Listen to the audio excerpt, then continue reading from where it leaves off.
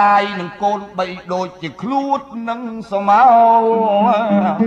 ឃើញខុសកាយកុំដេញដោលអ្នកកុំស្កោលទោសនឹងមានគុណបើមិនដឹងត្រូវទៅសួរអេពាក្យសំគូកុំឲ្យសុនឯងយកពាក្យផ្អែមជាមុនទន់លំទោនអោនប្រតិបត្តិទោះម៉ែឪស្លូតកាយគួរទៅខ្លាចដូចមហាក្សត្រទេ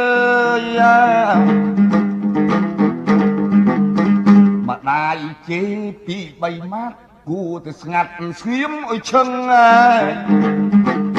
ប្រដៅត្រូវទៅស្ដាប់យកតម្រាប់យើងកុំទៅទឹង